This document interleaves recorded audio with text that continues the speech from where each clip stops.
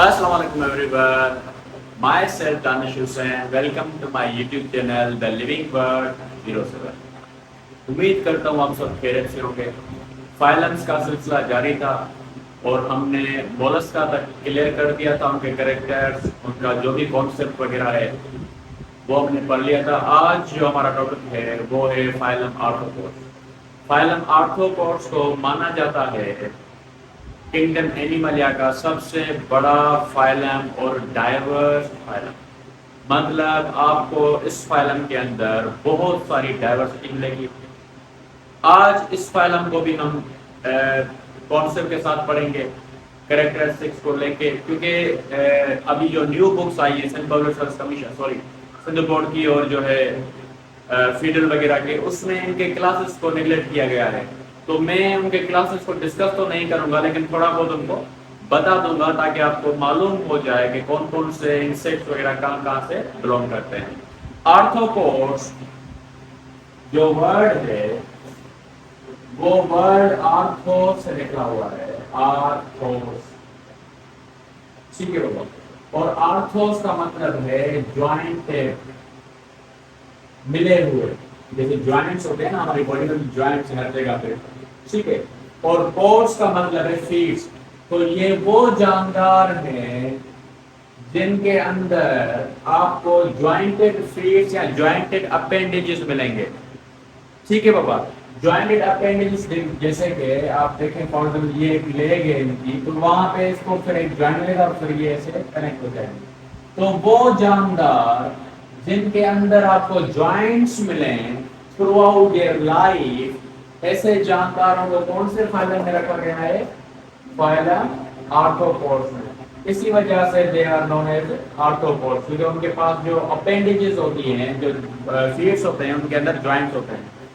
अब phylum arthropods को, phylum arthropod is the largest phylum of animal kingdom with maximum number of species. इसके अंदर आपको सबसे ज्यादा स्पीशीज मिलेंगी और ये एक सबसे बड़ा फाइलम है किंगडम एनिमलिया का। याद रहे 75% जो भी एनिमल्स हैं अर्थ में, उन 75% जो भी इनकी पॉपुलेशन है आर्थ्रोपोड्स की, वो 75% है।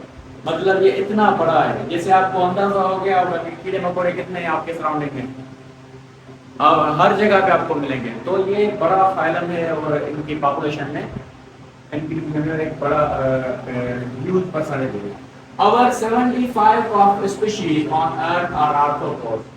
75% जो भी स्पीशीज है सारी अर्थ पे वो कौन है? आर्थ्रोपोड। तो आप अंदाजा लगा सकते हैं कि ये कितने डाइवर्स हैं। They are may be aquatic, ये एक्वेटिक भी हो सकते हैं, ये आपको टेरेस्ट्रियल भी मिलेंगे, एक्वेटिक भी हैं, टेरेस्ट्रियल भी हैं, ये आपको फ्री लिविंग भी मिलेंगे, एंड कुछ इनमें से आपको पैरासाइट भी मिलेंगे। पैरासाइट वो होते हैं जो किसी और के अंदर रह के अपनी लाइफ को कंटिन्यू करें अपने होस्ट के अंदर।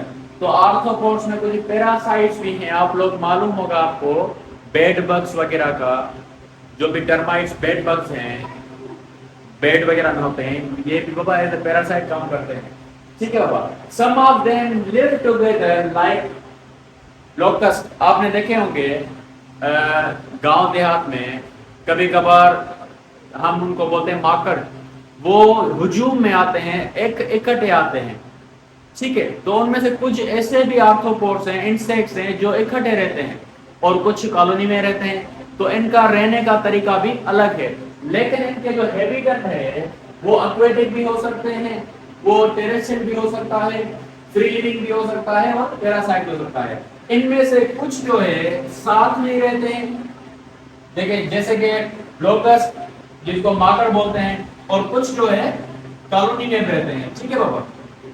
सम arthropods are also parthenogenesis. Parthenogenesis क्या है बाबा? What is parthenogenesis? आपने पढ़ा होगा रिप्रोडक्शन वाले टॉपिक में। जिनको मेल की जरूरत नहीं पड़ती, मतलब फॉर्मेशन ऑफ एसेक्सुअल रिप्रोडक्शन।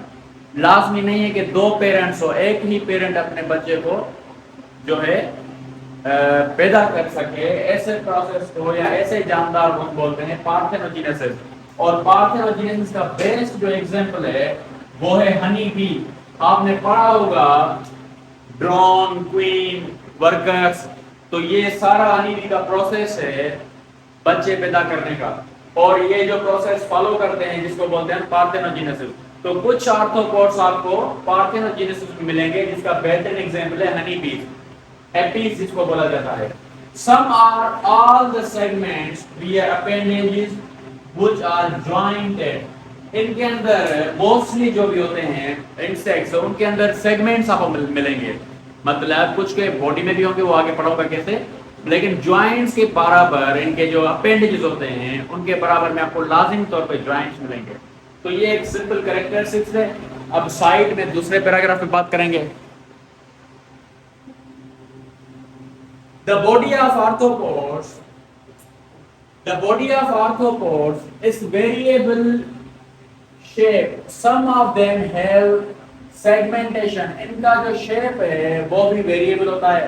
कुछ के अंदर सेगमेंटेशन होती है। आपको मालूम है सेगमेंटेशन क्या है, हम पढ़ के आए हैं सेगमेंटेशन वगैरह, ठीक है बाबा। कुछ के अंदर बाहर से सेगमेंटेशन मिलेगी। The segments are grouped into two regions।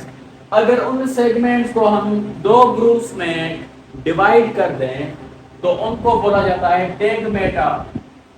क्या होगा? टेगमेटा। जब आप सेगमेंट्स को दो ग्रुप्स में डिवाइड करो, फॉर एग्जांपल मेरा एक सेगमेंट है हेड और दूसरा है थोरेक्स, तो इन दोनों को मैं कंबाइनली क्या बोलूंगा? टेगमेटा। ठीक है बाबा, this is also known as a segments. उसके बाद tagmata are divided into head और ट्रंक। हेड को हम बोलते हैं आपके बॉडी रीजन्स के अंदर डिवीजन हो जाती है। अब ये कैसे होता है? आप अगर काकरोच को मैं बराबर में डायग्राम लगा दूंगा तो आपको मालूम हो जाएगा काकरोच के अंदर आपको हेड भी मिलेगा, थोरेक्स भी मिलेगा और एब्डोमेन भी मिलेगा। तो इसके अंदर आपको तीन चीजें मिलेंगी, लेकिन कुछ के अंदर आपको सिर्फ दो मिलेगी, हेड और ट्रंक। ठीक है बाबा, तो वो टोटल कितने टेगमेंटा हुए? हेड और ट्रंक दो, और काकरोच में कितने हैं? तीन टेगमेंटा। कौन कौन से? हेड हो गया, ठीक है, वो थोरेक्स हो गई और एब्डोमेन हो गया। Some have three tegmenta like cockroach which have head, thorax and abdomen। तो कुछ के पास तीन सेगमेंट्स होते हैं या टेगमेंटा होते हैं जिनको हम काकरोच बोलते हैं, जिसके पास हेड भी हो सकता है, थोरेक्स और एब्डोमेन भी हो सकता है। The head of arthropods is well developed with some sense organs। इनका जो हेड होता है, याद रहे बाबा, बहुत ही डेवलप्ड हेड होता है और ये सेंसरी बहुत एक्टिव होते हैं। ठीक है बाबा। अब इनके पास सेंसेशन के लिए कुछ ऑर्गन्स मौजूद है। कुछ के पास सिंपल आईज होती है, कुछ के पास कंपाउंड आई होती है और कुछ के पास एंटीना वगैरह होती है।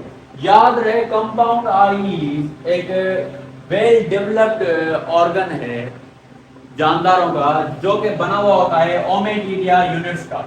तो कल कोई पूछे compound eyes are made up of smallest units का ओमेटिडिया। ठीक है बाबा, कंपाउंड आईज का भी विजन का काम है। अब इसके बाद जो चीज हम डिस्कस करेंगे वो होंगे इनके लाइफ प्रोसेस के, इनका लिविंग स्टाइल कैसा है, how they are going to manage their things in different habitats, like वो टेरेस में कैसे अपनी लाइफ को स्पेंड करते हैं, इनके बॉडी सिस्टम्स कौन कौन से वेल डेवलप्ड हैं। तो the body wall is consist of thick chitinous cuticle. इनके अंदर थिक काइटिनियस क्यूटिकल होती है जिसको वाटर प्रूफ भी माना जाता है, और ये एज अ एक्सोस्केलेटन काम करती है। ठीक है बात। This hard cuticle restrict growth of arthropods. अब क्या होगा, इनके अंदर ये क्यूटिकल है तो इट इज नॉट पॉसिबल कि उनकी ग्रोथ में जो है इंक्रीजमेंट है, ग्रोथ हो। फिर अपनी ग्रोथ को बढ़ाने के लिए ये अपनी लाइफ के अंदर कुछ चेंजेस लाते हैं। चेंजेस ऐसे लाते हैं, इनके अंदर एक प्रोसेस होता है जिसको हम बोलते हैं एक्डायलिसिस और मोल्टिंग। एक हार्मोन होता है जिसकी वजह से ये प्रोसेस कैरी करते हैं, जिसका नाम है एक्डोसोन। अब क्या होता है, ये अपना जो भी क्यूटिकल है उसको शेड अप करते हैं, उसको ड्रॉप करते हैं, फिर अपनी ग्रोथ के साथ साथ ये हर दफा अपने अंदर नया एक क्यूटिकल बनाते हैं by the process of moulting और एग डायलिसिस, एग तोड़ते हैं और दूसरा फिर से वो रीजनरेट हो जाता है। तो इसी सिलसिले से इनकी जो ग्रोथ में है इजाफा होता है। लेकिन आपको देखा होगा मोस्टली जो इंसेक्ट्स वगैरह है ना, उनके अंदर वेल डेवलप्ड ग्रोथ नहीं होती है जस्ट बिकॉज ऑफ क्यूटिकल। तो यहाँ पर भी मैंने यही बात लिखी है, this hard cuticle restrict growth, ये जो क्यूटिकल है इनके अंदर ग्रोथ को रोकती है। But arthropods, some of the arthropods follow the changes during the growth by the process called molting carried by hormone ecdysone। ecdysone hormone की वजह से एक इनके अंदर प्रोसेस होता है जिसको बोलते हैं एग डायलिसिस और मोल्टिंग। तो ये अपने बॉडी की जो क्यूटिकल है वो शेड अप करते हैं ताकि इनके अंदर थोड़ी बहुत ग्रोथ की चेंजेस आए। अगर बॉडी सिस्टम की बात करें तो इनका डाइजेस्टिव सिस्टम वेल डेवलप्ड है, कंप्लीट है, प्रॉपर आपको एलिमेंट्री कैनाल मिलेगा, eat both plants as well as animals। Mostly ये ओमनी होते हैं बाबा, ओमनीवोरस, ये दोनों चीजें खाते हैं। ठीक है, काकरोच ओमनीवोरस है, बेहतर एग्जांपल है आपके लिए। ठीक है हुआ। अगर एक्सक्रीटरी सिस्टम की बात करूं तो इनके अंदर मेल्फिजियन ट्यूब्यूल्स होते हैं, ये मैंने ऑलरेडी पढ़ा चुका हूं काकरोच के लेक्चर में। ठीक है बाबा। इनके अंदर सॉलिड यूरिक एसिड भी, अगर आप एक्सक्रीटरी प्रोडक्ट की बात करें तो इनके अंदर सॉलिड यूरिक एसिड भी होता है और अमोनिया भी होता है, क्योंकि इनके अंदर कुछ जो है वो एक्वेटिक है, कुछ टेरेस्ट्रियल है। तो उनके हिसाब से कुछ जो इंसेक्ट्स वगैरह यूरिक एसिड को एज एक्सक्रीटरी प्रोडक्ट छोड़ते हैं और कुछ जो है अमोनिया छोड़ते हैं। नर्वस सिस्टम की बात करूं तो nervous system is well developed.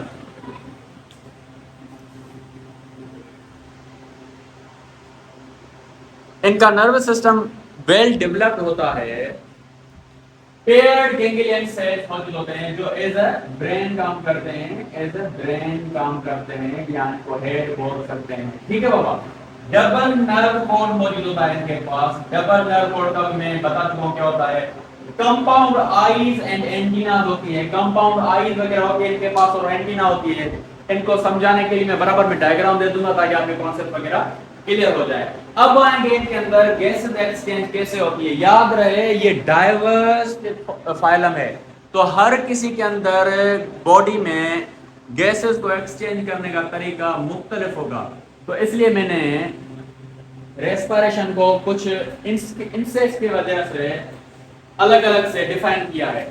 अगर मैं इंसेक्ट्स की बात करूं, जो भी इंसेक्ट्स हैं इसके अंदर वो सारे ट्रेकियल ट्यूब्स की मदद से गैसेस को एक्सचेंज करते हैं। ट्रेकियल ट्यूब्स क्या होते हैं वो बराबर बता दूंगा मैं आपको। अब जो क्रस्टियंस होते हैं, क्लास है इनकी, क्रस्टियंस होते हैं वो अपने अंदर गिल्स यूज करते हैं, दे यूज गिल्स। ठीक है बाबा। अब आर्केनॉइड्स की बात करें, जो स्पाइडर वगैरह होते हैं, ठीक है बाबा, स्पाइडर जो भी होते हैं वो अपने अंदर बुक लंग्स यूज करते हैं, और जो किंग क्रेब होता है वो बुक गिल्स यूज करता है for the purpose of gases exchange. इनका मैं बराबर में डायग्राम दे दूंगा। ये क्लासेस की तहत जो है इनका रेस्पिरेटरी सिस्टम को डिस्कस किया गया है ताकि आपके लिए आसानी हो। देखिए जो सिंपल इंसेक्ट्स होते हैं दे फॉलो ट्रेकियल ट्यूब्स। अगर हम क्रिस्टियंस की बात करें जो मोस्टली पानी में रहते हैं वो गिल्स यूज करते हैं, आर्केनॉइड्स बुक लंग्स यूज करते हैं, और क्रेब, किंग क्रेब जो है वो भी बुक गिल्स यूज करता है। गिल्स हम हमेशा उन चीजों से रिलेट करते हैं जो एक्वेटिक रीजन में मौजूद हो। ठीक है बाबा। अगर हम इनके सर्कुलेटरी सिस्टम की बात करें तो इनके अंदर सर्कुलेटरी सिस्टम जो है वो ओपन टाइप होता है, ये भी मैं समझा चुका हूं। प्रीमेटिव हर्ड होती है इनके अंदर। अब main blood vessel colourless blood होता है इनके अंदर, और इनके अंदर एक कैविटी होती है जिनको हम बोलते हैं हेमीस्फेयर। ठीक है बाबा। ये है इनका सर्कुलेटरी सिस्टम। याद रहे इनके अंदर होता ओपन सर्कुलेटरी सिस्टम है, लेकिन इनके अंदर ब्लड वेसल्स मौजूद होती है ताकि उस ब्लड को ये साइनसेस या खाली कैविटी में पहुंचा सके। अब इनके लोकोमोशन की बात करें तो इनके अंदर लोकोमोशन मुख्तलिफ किस्म का है। कुछ आपको स्विमिंग करते हुए मिलेंगे, कुछ आपको क्रॉल करते मिलेंगे, ठीक है, कुछ हाउस फ्लाई की तरह उड़ते हुए मिलेंगे, फ्लाई करेंगे। इनके अंदर पेयर्ड जो है लेग्स होती है, अपेंडिक्स होते हैं, और विंग्स भी इनके अंदर पेयर्ड होती है, जैसे कि काकरोच वगैरह हो गया, हाउस फ्लाई हो गई। ठीक है बाबा। अब इनके अंदर रिप्रोडक्शन की बात करें तो रिप्रोडक्शन जो है सेक्सेस इनके सेपरेट है। ये यूनिसेक्सुअल जो है होते हैं, इनके अंदर हर मर्द भी अलग होता है, औरत भी अलग होती है। ठीक है बाबा। ये मेटामॉर्फोसिस को फॉलो करते हैं। What is Metamorphosis? जो डेवलपमेंट के दौरान चेंजेस आए, फिजियोलॉजिकल चेंजेस, उस प्रोसेस को हम मेटामॉर्फोसिस बोलते हैं। याद रहे एक मेटामॉर्फोसिस होती है डायरेक्ट और दूसरी होती है इनडायरेक्ट मेटामॉर्फोसिस। अब डायरेक्ट मेटामॉर्फोसिस क्या है? एग से लार्वा बाहर आएगा, कुछ टाइम के बाद वो लार्वा जो है प्यूपा में कन्वर्ट हो जाएगा और कुछ टाइम के बाद फिर ये प्यूपा जो है एडल्ट में कन्वर्ट हो जाएगा। ये होती है डायरेक्ट मेटामॉर्फोसिस। लेकिन कुछ जानदार होते हैं इनके अंदर ही, जैसे कॉकरोच हो गया, वो इनडायरेक्ट को फॉलो करता है, मतलब एग से डायरेक्ट निफ बनेगा, लार्वा नहीं बनेगा, और इस निफ से जो है डायरेक्ट एडल्ट बनेगा। ऐसे हम मेटामॉर्फोसिस को बोलते हैं इनडायरेक्ट मेटामॉर्फोसिस। ये कॉकरोच वगैरह जो है फॉलो करते हैं, ठीक है, वो इनडायरेक्टली पहले निफ बनती है इनके अंदर, फिर जो है इनके अंदर एडल्ट बनता है। ये एक सिंपल कॉन्सेप्ट था फाइलम आर्थ्रोपोड्स का। मैं इनके क्लासेस के डायग्राम दे दूंगा ताकि आपके लिए आसानी हो। अपनी दुआ में याद रखिएगा। अल्लाह हाफिज।